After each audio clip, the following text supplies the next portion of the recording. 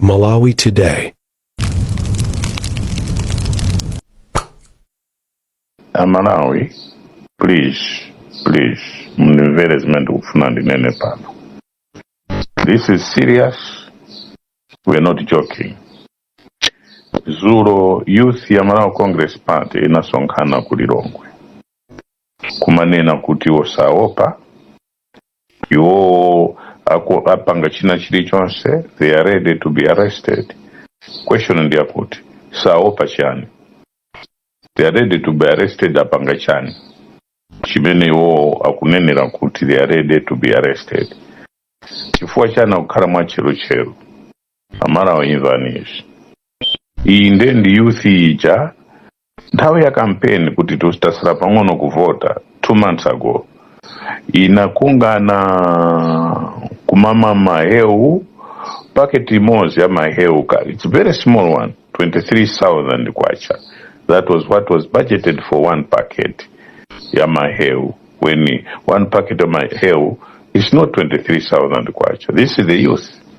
This is the youth imene nthawi imene amaimba nyimbo ngati za Mulungu kumanena Peter Mutharika, kuma challenge Peter Mutharika kuti enemy wao ndi Peter Mutharika. 2 months ago, that was early September. Amapanga isi ndio mweyo youth imene imamenya masupporters a DPP pambowe, imene imapanthu Malawi muno. Ndi youth yomweyo imene inakapha, imene imapha anthu Malawi muno, ndimene imatukwana kuti boma ndilomweri salolera kuti wina atenge boma. Youth yomweyo imene zulo imanena kuti sikuopa andi iyeyo ilirede kumangizwa. Youth yomweyo ndetifunse kuti youth imene imanena kuti boma ndilomweri nthawi imene jamati zinthu sizikudula kwa iwowo chifukwa chakuti anandi ndrama. The youth yomwe today kuti siyopa sitani isiyopa chani chimene atuuze kuti imene kunena kuti siyopa chani youth iyo ituuze. Youth yomweyo ndi director wao akunena zinthu mwamwano kwambiri pamene director wao had nothing. This is a guy who was even suffering, could not even afford anything, and today they are boasting of having houses, investments that you have never seen in the history of such characters. Koma today, akumapanga zinthu mwachipongwe 2 months ataruza boma. Amene amati boma ndi lomwero. Ndeto wafusa. Zimene amanena kuti boma ndi lomwero zija zili kuti. Sono iwo awo pachani mu boma lawo ndi lomwero. Zachita bwino kuti president wawo sana yake chifukwa akuziwa kuti palibe chimene akunena cha dongosolo. Ndiomwe youth imene makamnamiza president wawoyo kunena kuti boma ndi lomwero bwana citizen. Ndi youth yomweyo imene the last meeting imene anachita attend Malemu Chilima daughter Saulos Klaus Chilima, may his soul rest in peace, ananena kuti ife bwana tikukusimikizirani pano kuti nimukhala president wamuya paka 2030 ndiponso sitikuona kuti tingasinthe ifeyo. Malemu Chilima nali pa meeting yomweyo akunena za chipongwe. Youth yomweyo leroro ili outside the government cannot believe kuti asali mboma. Youth yomweyo today kunena so chipongwe. Tukuchenjezeni. We are ready for you, and we are ready for you in a big time. Try in a piece of nonsense. You'll meet us in the street. Make Malawi great again is ready for you. Make Malawi great again is prepared to do something for the good of this nation. So therefore we would like to warn you, mati youth ya Malawi Congress Party, you better keep quiet. Your time is gone. Mwaba manamiza kuti packet mozi la mahewu ndi 23,000, pamene packet la mahewu ndi about 1,000 or 2,000 kwacha.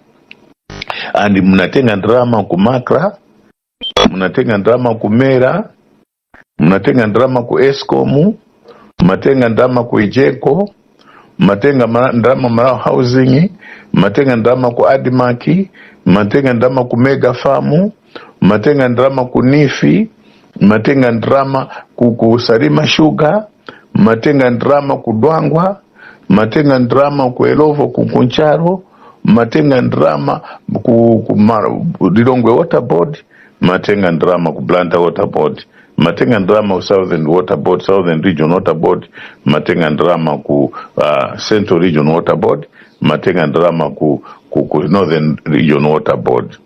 Zosezo kumapangira makampeni kumadia kumakutisa zimimba zanuso. Tukuziwa china chilichose chimene muli nacho. Watch out. Keep quiet.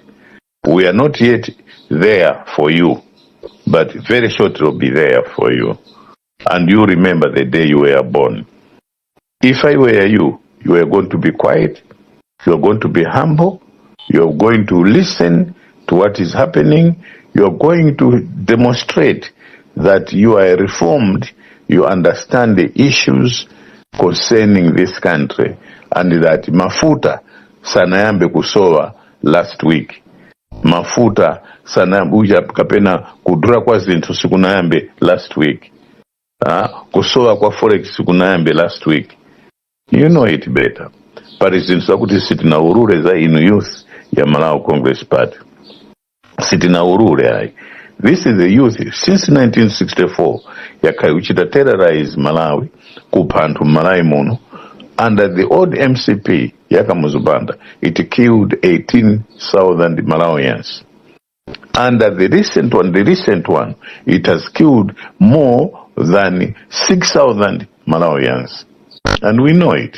And be very, very, very careful. We know whom you have killed. We know where you killed them. And you know where you buried some of the people. And we know how ruthless you are. Please keep quiet. This is the time for all Malawians to come together and rebuild this country for the good of our people. This is the time that we should be preaching love, not hatred. This is the time that the youth of Malawi Congress Party in the Central Region should know that Malawi belongs to all of us. The youth of the North, the youth in the South, Eastern Region, all of us, we are Malawians. Let us preach love and let us not preach hatred. The youth, be careful, be careful.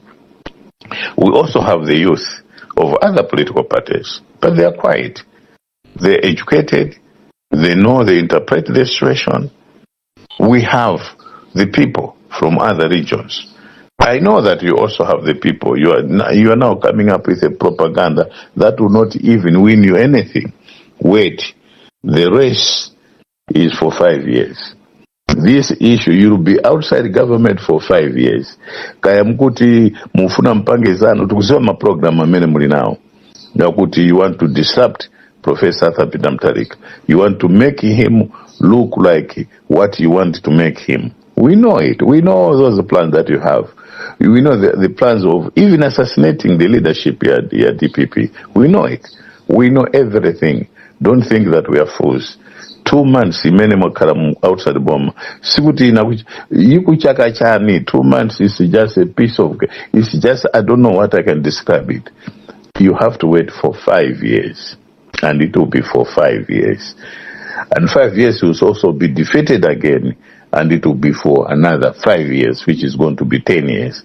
And after that, you're going to be defeated again, which is going to be 15 years. After that, some of you, machaka chika basmatila pomp. Because we are monitoring you. We know what you did. We know what you are. How evil you are. We know everything. So therefore, let us all build this country. Let us love one another. Let us be Malawians. Let us make this country great again. And Malawi can be a better place for all of us to live in. Koma, tichenjeze, zimene mnaba zosezi jatukuziwa. Makobiri wosa amene mnapanga jatukuziwa. My businesses are no amene munatukuziwa. You are now trying to even come up with ICT, kumachita haki, telephone antu. We know, Kuti, this is what you are doing, hacking telephones antu. We know it very well. We know all your secrets. We know what you are discussing. But emulate the example of your Secretary General. He's quiet because he understands good politics in Manje. Mafurumira to youth your MCP. It's too early for you. And we were happy. We were there. Kukuja mblani. No samene mnado kumene kuja. We were there. We have got all your pictures. We have got all your faces. We have got everything that you might have discussed. But your president was sensitive. Bravo to your president. He knew the implications that you were trying to actually put there.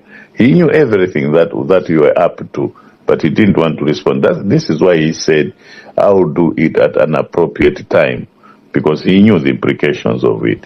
But now, don't provoke us, because we know everything that you're doing. We know what you're doing behind everything. We know what you're planning there. Some of you even attempted kutumzipita kumtuntama, where our president is staying. Some of you are spying there. We know what you're doing there. We know the officer that you are using. In Msundwe, we know what they're doing. We know some of the people that were in the barracks that they're doing. Hey, we are watching you. We are watching you. Be careful. We are watching you. Never, never attempt to touch our president. You'll be sorry for that, because we are prepared to face you head on. And even in I cannot even disclose much more here, but we need to love one another. Malawi is for all of us. So be careful, be careful, be careful, be careful, be careful. This is a warning. Let us make Malawi great again. Malawi liziko latra tonse.